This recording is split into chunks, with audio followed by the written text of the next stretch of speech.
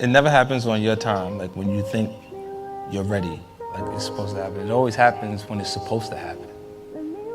Because the period that you feel ready and people are not acknowledging the material the way you feel like they should because it's good, is the time that you actually develop skin thick enough to survive when it does work. I'm honored to introduce Steve the Legacy.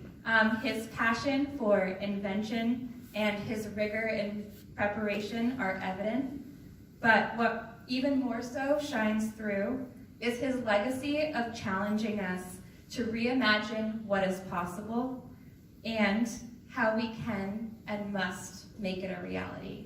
Please welcome Steve.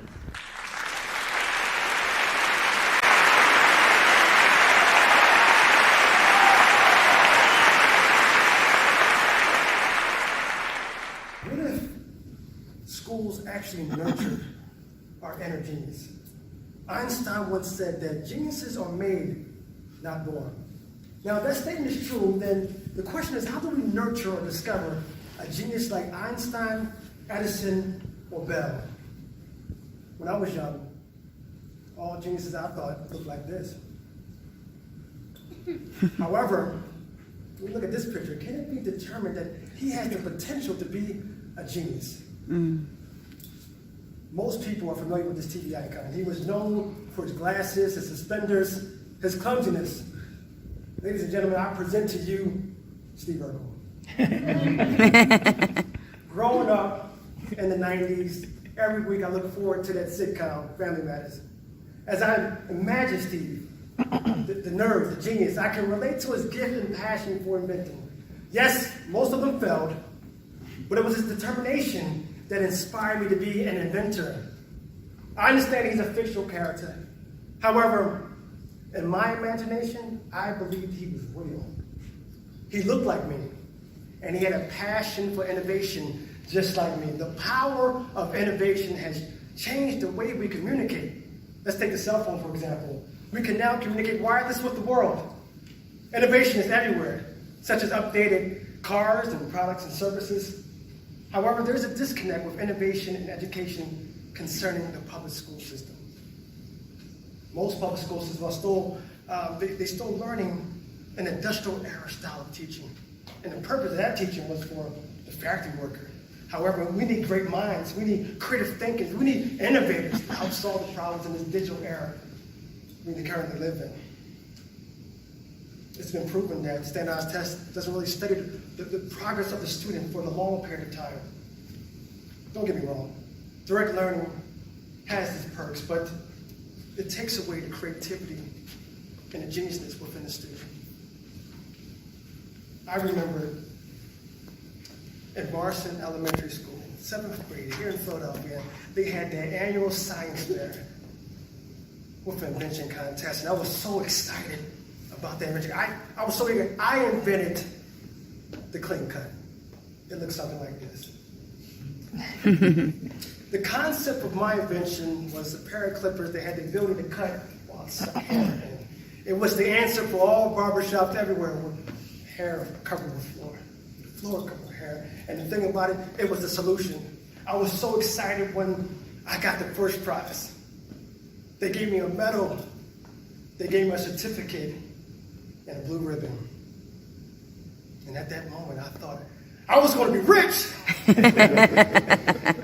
But after the applause ended and the fair was over, no one didn't nurture my inner genius. I felt inadequate.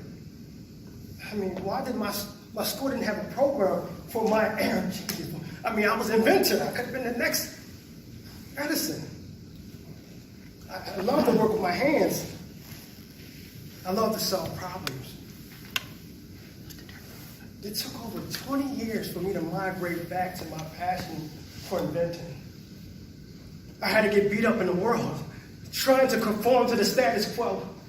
Good job, right? Benefits, right? Well, corporate America, they fired me. They took away my position, they took away my title, but they couldn't take away my dream. Couldn't take away my dream. I really wanted to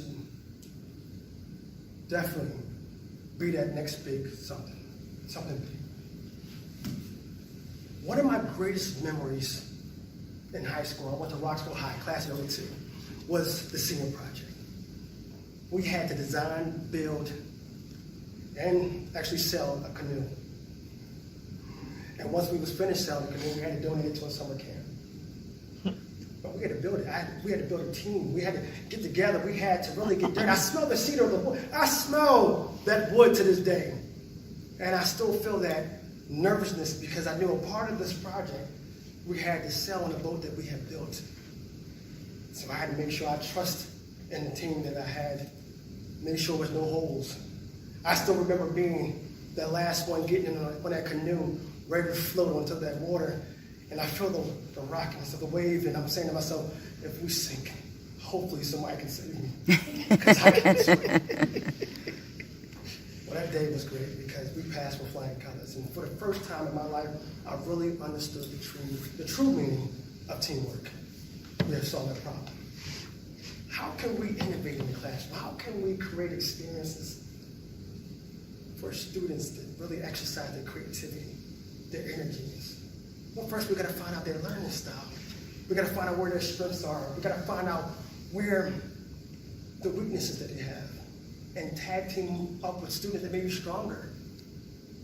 We need to put classrooms in group-like settings that will specialize in group projects and presentations to help build their self-confidence and allow them to face fear, embrace the fear of failure, so they can build their self-confidence.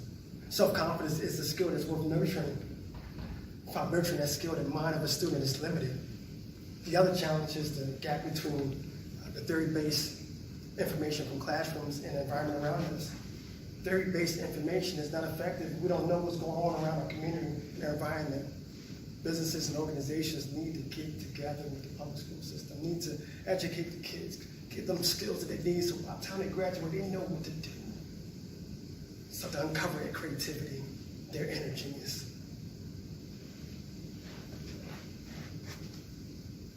During the pandemic, my daughter and I, we created a board game called Dictionary Game. You know, it's funny. It all started on one Saturday morning, right? And my daughter was asking me all these questions. But I love to give her answers, so I gave her the answers. And she said, you know what, Daddy? You are a dictionary daddy. And you know what? I thought about that name. I said, you know, that's a great name for a board game. Layla, let's take the time. Let's not Netflix and chill. Let's take the time and build this game. And we did side by side. We designed every aspect of this game. I pitched it to 2 companies. They turned me down. My daughter was very upset. I said to her, even when they say no, you say yes to yourself. So I turned my living room into my factory, and I started building my own game. That was a great experience I had with my daughter. I taught her that day that do not limit your creativity. Take advantage of the opportunity at hand. Don't wait for permission. As I understood my inner genius, my creativity, I learned how to patent my own inventions. I became an author, board game designer, and card game designer as well. My message to the people is that I don't want students to feel the same way I felt in school. Not to be able to showcase their creativity, their energy. So what I did was I created a program that will help students patent their ideas and hopefully one day bring them to market. I call it Invention. See, the thing about it is that we all have inner genius within our system. We just have to find the right environment and the right tools necessary to extract its power. Thank you.